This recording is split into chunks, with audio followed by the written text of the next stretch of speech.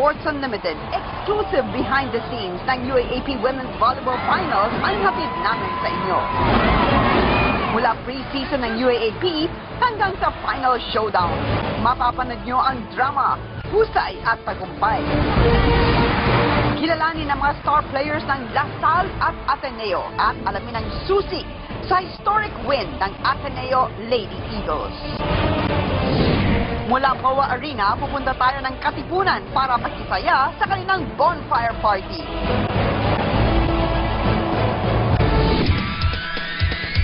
Susuportahan din natin ang Team Philippines na lalaban sa Street Child World Cup sa Brazil.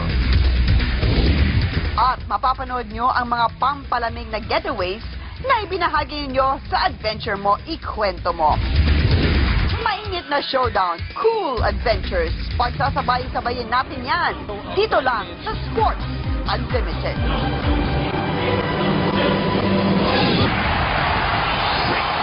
Never end.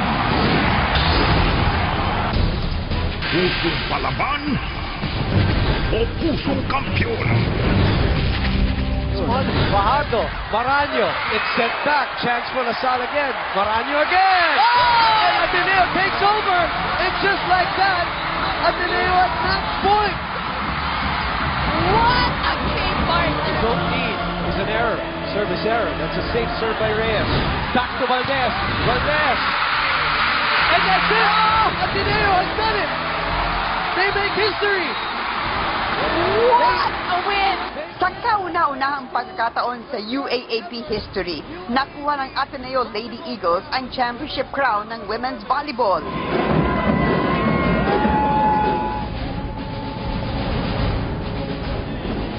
Tinaguri ang biggest upset ang pagpigil ng Ateneo Lady Eagles sa 4-peat championship crown ng Lasal Lady Spikers.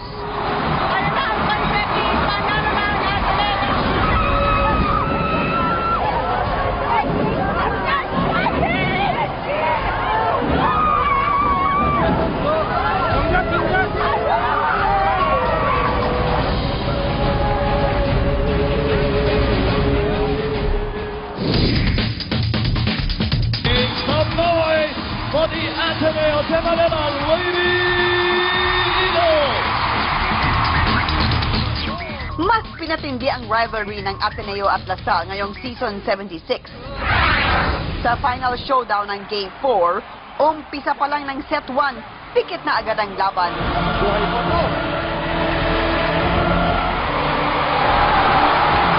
Hindi lang sa Moa Arena nag-init ang blue at green. Pati sa campuses sa Loyola at Taft, nakatutok ang lahat sa live streaming.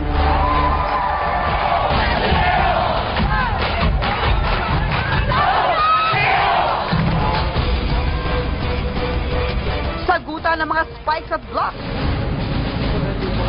Tendencies from isa, no? So really, it's a matter of... Mahahaba ang rallies.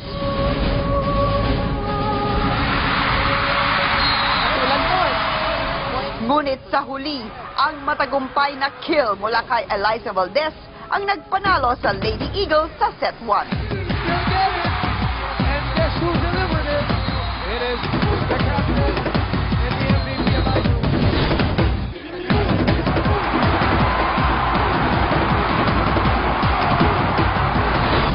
Sa set 2, ipinakita ng mga Lasalista ang kanilang fighting spirit.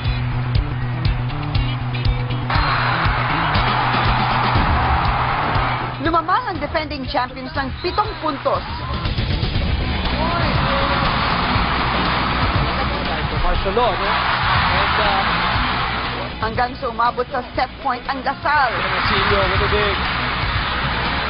Ngunit dahil hard-strong ang battle cry ng mga Atenista, lumaban ito ng lumaban kasabay ng malalakas na cheers ng kanilang taga-suporta.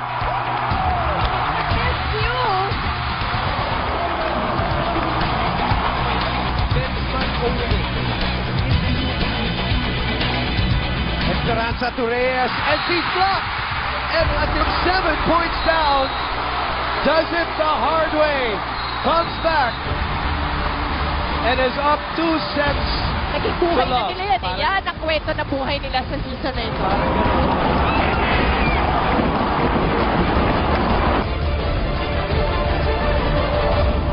Dito sa women's finals, Ateneo versus Lasal. Ito ang final game. Nakuha ng Ateneo ang unang dalawang set pero super dikit ang laban. What did you think Ateneo did right just to squeeze past that first set? The offense is really very strong.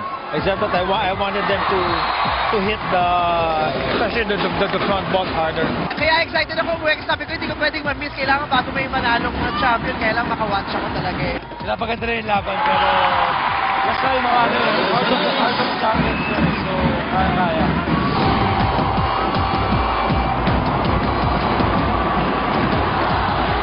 Finals na, grabe, napakadikit ng first at second set pero nakuha ng Ateneo. So, eto na, third set about to start. Ito na nga ba ang magiging huling set? Makukuha ba ng Ateneo ang set na ito at ang kampiyonato o makakabalik pa ba ang Lasal?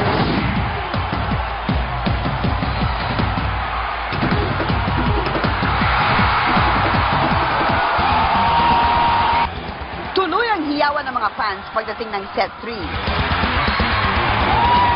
Lahat nakatayo na at kanya-kanyang taas ng kanilang placards. Take it by Lasal. Gala. Hindi mapigilan ang puntos ng former MVP at Rookie of the Year na si Ara Galang. Oh! Down the line! Pumuntos na naman ang Lasal. Ang Abante ay baba sa tanto. Valdez from behind. Baranyo keeps it alive. What a save! Chance for Ateneo. Valdez is in the front line. Valdez puts it away. Kumataw din si MVP Alyssa. Goes to Valdez in the middle.